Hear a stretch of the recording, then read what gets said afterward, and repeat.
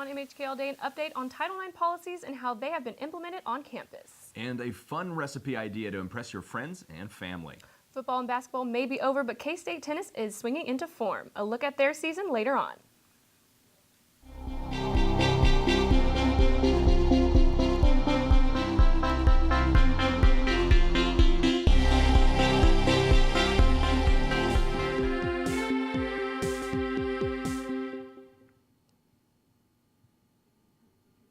Good morning and welcome to MHK All Day. I'm Raina Garcia. And I'm Evan Penner. We have a jam-packed show for you today with an update on what has been trending on social media, including a certain supermarket sensation. And how K-State's campus has changed as we come up on the 6-month anniversary of KS Unite.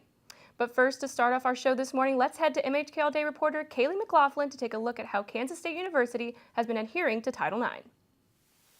Title IX was signed into law by President Richard Nixon on June 23, 1972. The legislation prohibits any institution that receives federal funding from discriminating against students based on their gender. The courts have interpreted this to say, look, if you are subject to constant sexual harassment or sexual assault, that impacts your educational experience. And if that's gender-based, then it is illegal under Title IX. During the Obama administration, guidelines for the handling of sexual assault off campus were put forward requiring that universities view such cases as they would any incident that occurred on campus. K-State is currently tied for second with Stanford University for second most Title IX lawsuits in the country at 5 open cases. K-State has refused to implement that policy here at K-State, and I think that that's a problem. I think that someone who is raped off campus and then has to see their rapist on campus, that has a negative impact upon their opportunity to receive a fair and equitable education. And so the continuing refusal of K-State to implement that policy, I think, is very, very problematic. In Manhattan, I'm Kaylee McLaughlin, MHK All Day. Thanks, Kaylee. For more information about Title IX at K-State, head to k-state.edu/OIE/Title IX. A new bill has entered the Kansas legislature which would drastically alter how we deal with the aftermath of school shooters in unified school districts. I went out to Bosco Plaza to see what some K-Staters had to say. Kansas House Bill 2789 will incur liability on unified school districts who do not allow their teachers to carry concealed weapons. We asked some students on Bosco Plaza here at Kansas State University what they thought about whether or not teachers should be armed. I will say it is not good for faculties to be armed. It's like basically you're trying to create a war field in the classrooms or in the school. Teachers are teachers. They are not army. They are not police. They are not SWAT. I think that if teachers are armed, it makes it would make the students feel like that's more of a distraction in the classroom, thinking, oh, like my teacher has a gun on her right now, and I think that could cause more problems. What if there is a stray bullet which goes and hits the kid? We have high safety security at airports. How do we do that? It is not impossible. Then why not create that in a place like a school? Arm is not the solution. Solution is a better environment, and solution is peace. While most opinions were in the negative, not everybody agrees. If I'm having my right taken away from me to protect myself, then you are liable for my safety. And so personally, I believe that having teachers armed would not be a bad idea. I would also think that they should have some training courses involved, of course, into that. And maybe not just teachers, but administrative staff, principals. I know that there's a lot of people that would feel a lot safer and feel a lot more protected if they had that option. The short name for this bill is the SAFER, or Staff as First Emergency Responders Act. The House is back in session today, and if you want to read the bill in its entirety, you can go to kslegislature.org. Could cryptocurrencies replace modern-day banks? On the rise, this relatively new monetary system could revolutionize the way we do business. MHK All Day reporter Joshua Yankovic reveals why big banks might not be on the bandwagon. The world as we know it still doesn't know much about the world of cryptocurrency. What you should know is that this seemingly ambiguous market isn't complicated as some may lead you to believe, and the possibilities for its uses are practically endless. Inside the realm of crypto, each currency has its own blockchain, and the most controversial part is understanding how the blockchain system works over distributed networks of miners. As an electrical engineering student at K-State, Matt Legler is often busy on campus, while back at home his PC chugs away, earning fractions of Bitcoin. Anyone who is serving as a Bitcoin miner or any other cryptocurrency miner is essentially acting as a node for the distributed network, and all that does is it sees transactions incoming, it verifies them, and then sends them on back into the network. And the blockchain does this a couple times with each transaction, so like Ethereum, for example, does that about 20 times. What blockchain is an original solution for peer-to-peer transactions, where those transactions are transparent and recorded so that anyone can view where the money went and how much of it went there. This allows for people to trust the transactions because all the factors have been previously agreed upon and cannot be changed. Experts claim that blockchain security is virtually unhackable with classical computing technology. There's no need for banks with transactions happening directly between individuals. So is it too late to get into crypto? Treg Argenbright is one local that doesn't think so. A lot of people go on there wanting to get rich quick, but that's not what I'm wanting to do. I think that it's definitely a way to lose money really quickly if you get in at the wrong time, but over time, this is only going to get bigger. Cryptocurrency is only going to get more popular. Just like cash, cryptocurrency is worth what everyone agrees it's worth, and it continues to grow despite lack of support from big banks. In Manhattan, I'm Joshua Yankovic, MHK All Day. The time when you could get rich overnight is over, but with the core value of cryptocurrencies continuing to rise, you might want to check it out before it's too late. April marks the 6-month anniversary of the K-State family answering the call to come together as one. In the all-day event, KS Unite brought students and faculty to Anderson Lawn in order to stand together in solidarity against racially charged events that had taken place in the community. While most will agree the rally was a step in the right direction, there is still work that needs to be done. During the event, people came out and they rallied and talked about K-State and its principles of communities. Post that event, we're seeing students having more opportunities to sit down and have these conversations about diversity and inclusion. I think there's definitely more we could be doing, and hopefully that does happen soon.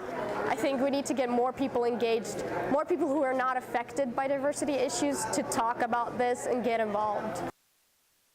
Up next, Jack Bresser gives us the lowdown on an easy recipe to impress family and friends. Then Brianne Smith joins us to show you what's happening next week on the community calendar.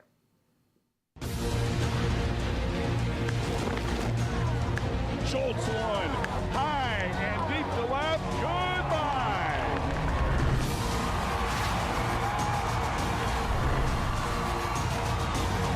Shot to right, K-State's going to try and score two. Another play at the play, but this time Brennan slides past the tag. And Brad Hill is the all-time winningest coach in K-State history.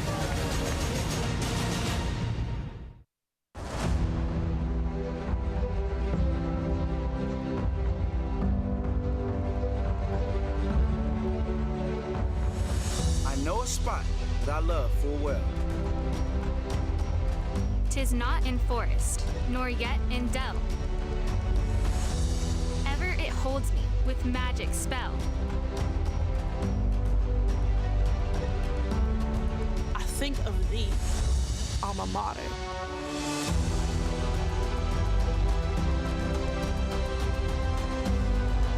We'll carry thy banner high. Long, long, may thy colors fly. Loyal to thee, thy children will swell the cry.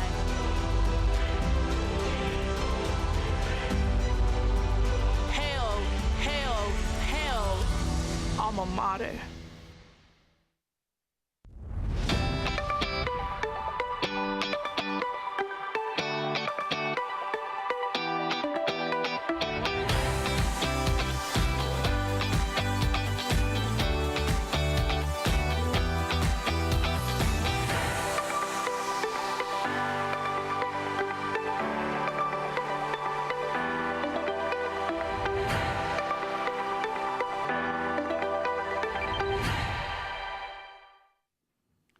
So Raina, I don't know if you know this, but I'm kind of a master in the kitchen.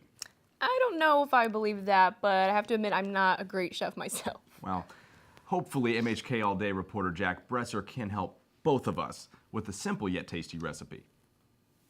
Hello everyone, and today we will be making a simple carbonara with just these 4 ingredients: bacon, some eggs, a handful of spaghetti, and a bit of grated Parmesan cheese. So let's go ahead and get started. The first thing we're going to do is come over to the stove and put a pot of water on the stove to boil for the spaghetti. Now let's take our 2 eggs and push everything to the side. We're going to take these 2 eggs and we are going to whisk them in a small bowl. Carefully cracking the eggs into the bowl so you don't get any shells, because you will be fishing those shells out if you do. Now taking your kitchen fork, go ahead and whisk those together until the 2 eggs are beat thoroughly. Set it aside for later, and let's take our 4 strips of bacon and a large kitchen knife. We are going to take our bacon and slice it into smaller bits until we have a nice little mound of delicious looking bacon.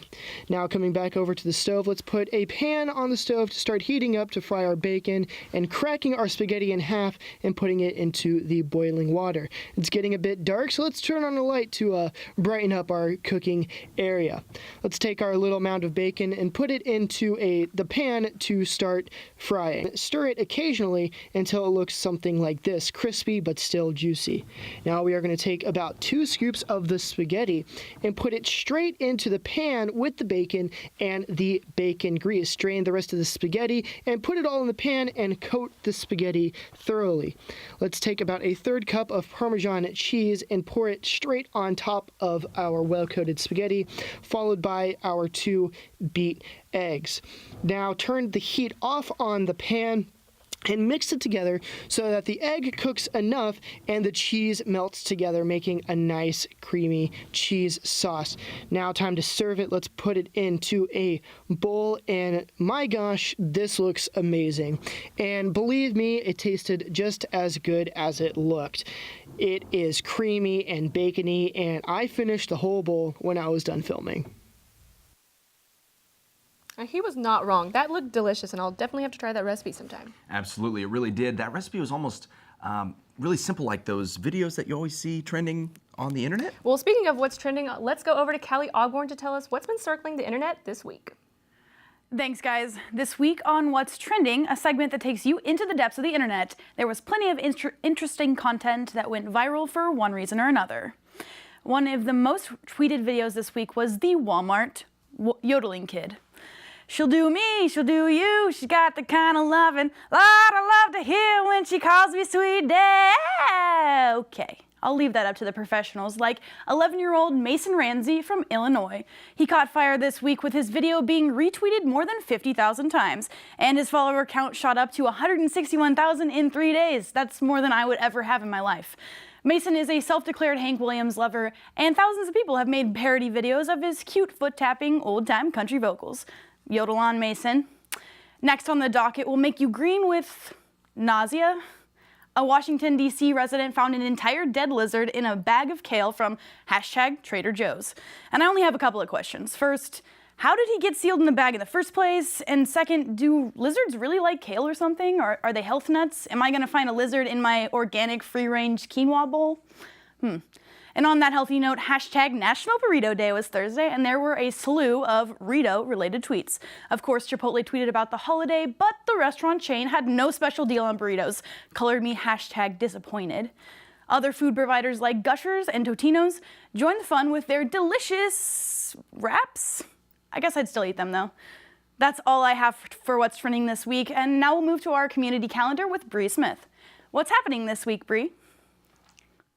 Thanks, Callie. If you're looking for a fun way to spend your Saturday, look no further than Bosco Plaza with Picnic on the Plaza, put on by UPC with fun for the whole family.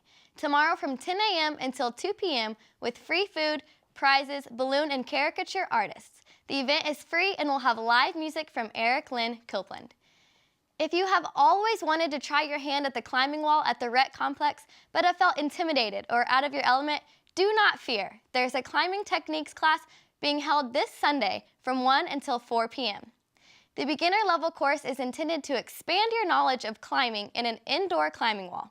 There is a cost associated with the class, $7.50 for students and $10 for the non-students. You can register in advance in the Rec Services office. On Tuesday, April 10th, the first game of a home and home game series between the Kansas State and Nebraska baseball teams will take place at Toynton Family Stadium. This will be the final home game for Kansas State baseball until April 27th. First pitch is at 6:30 p.m. And if you are not already aware, Nick Jonas will be in town next weekend. The youngest of the Jonas Brothers trio is a Grammy and Golden Globe nominated artist, and he continues his tour of the United States in Manhattan on April 12th.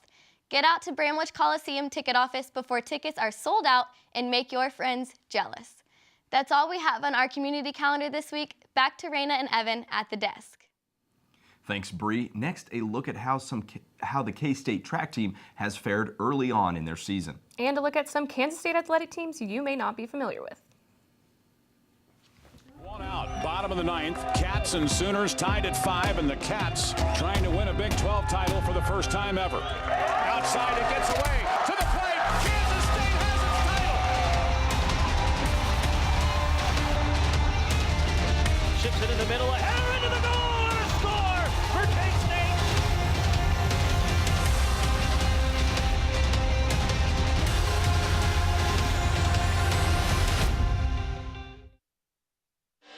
Research. It's applying the bigger picture toward the greater good. Defending the world from adversaries, both seen and unseen. Interpreting realities to unlock solutions. It's our land-grant mission to serve our world utilizing sharp minds, from first-year students to world-renowned experts. What makes research so strong at Kansas State University? Vision. Progress. You.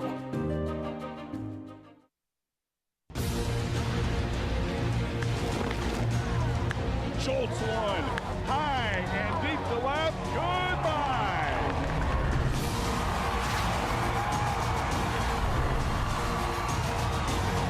Shot to right. K-State's going to try and score 2. Another play at the plate, but this time Brevin slides past the tag.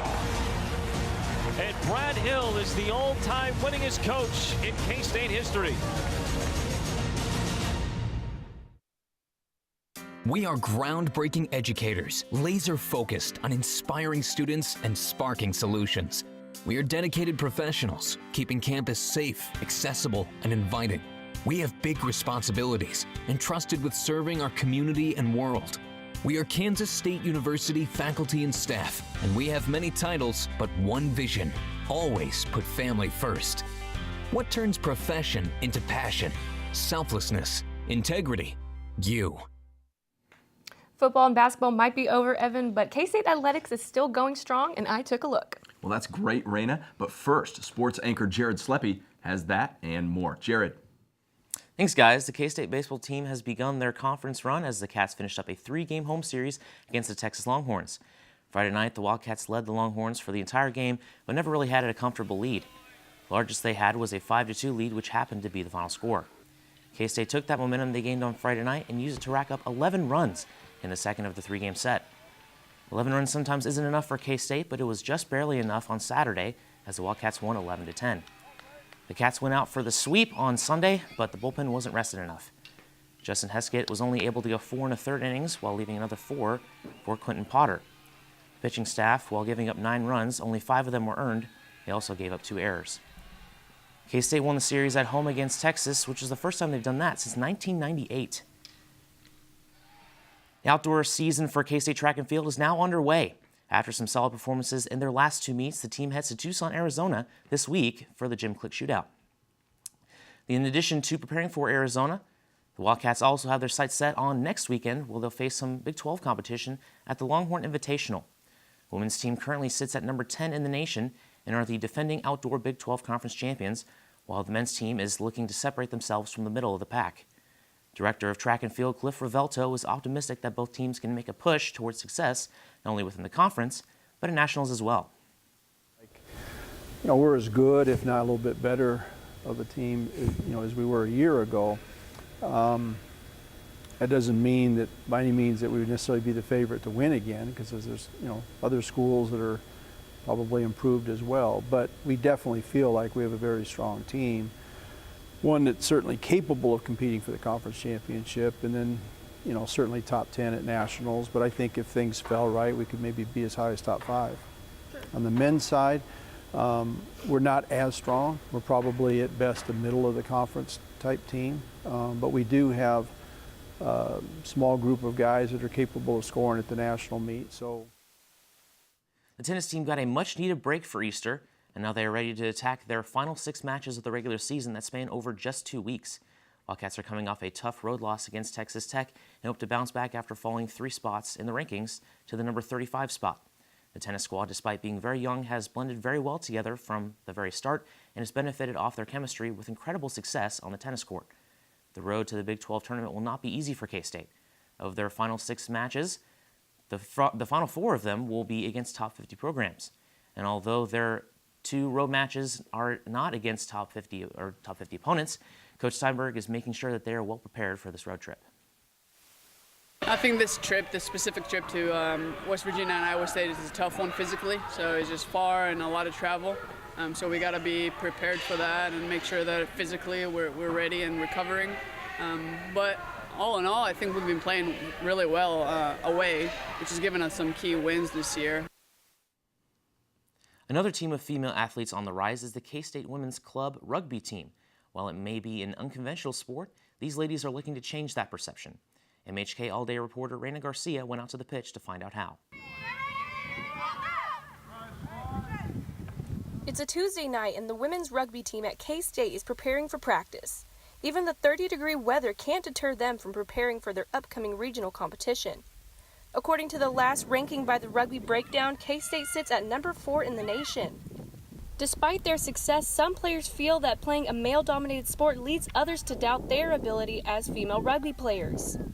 Kaylee Kipp, who plays the flank position, says people are often surprised to find out she plays rugby, but she hopes to change the perception by speaking to others about her involvement in the sport. I always say, yeah, I play rugby, and I show them my bruises, and they don't usually tell me, well, that's weird, you know. They just usually like smile and nod, and they're surprised, but I feel like the act of me playing rugby and me being vocal about it changes that perception that it's a thing that women don't do.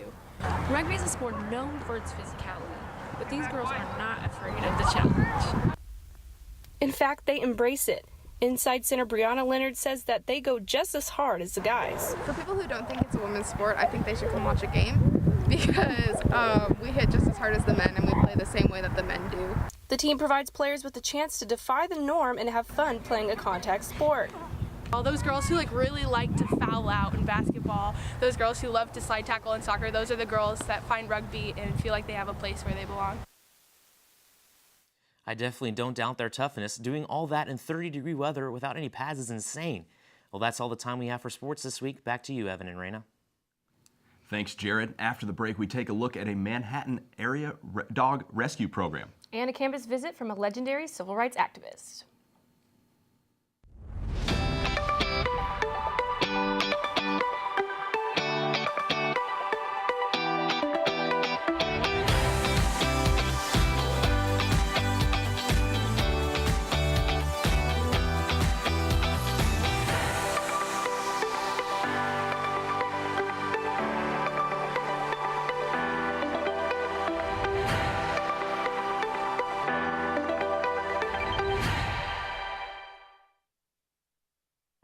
When I hear the phrase giving back, it means opportunity for me to do something for others. Volunteering exposes you to different ways of life and different people around the world.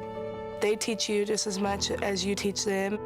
It allows you to understand the social issues that we face. The only people who can resolve those social issues is us, and that's starting with our community. I think for me it means just really embodying what it means to be a part of that K-State family. K-State athletics team with Courts for Kids, and we went to Costa Rica, a town called Liana Veja. We went to Dallas to volunteer at Aid Services of Dallas. I believe everybody should have education, and that's why I volunteer at a high school. It's a family atmosphere, and we're here to take care of each other, and I think that K-State Proud and other things that students do really embody that family atmosphere that we've been taught since we got here. What motivates Wildcats to give back? Empathy. Kindness. You.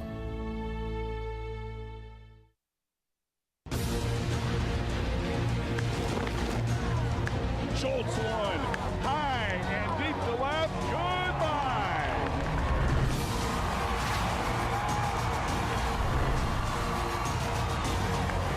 to right. K-State's going to try and score two. Another play at the plate, but this time Brevin slides past the tag. And Brad Hill is the all-time winningest coach in K-State history. Raina, aren't those Sarah McLaughlin ASPCA commercials just with the crying dog? They're the worst. I'm sorry. They are. I always have to change the channel because I cannot bear staring at those poor animals. I know. Well, a local Manhattan organization is taking charge, working hard to help dogs in bad situations find a home. MHK All Day reporter Blake Reed has more on the story. One Dog at a Time MHK is a local nonprofit organization that's mission is to help save dogs that are left in troubling situations. One Dog at a Time helps to save dogs from shelters when they are out of time and scheduled to be euthanized.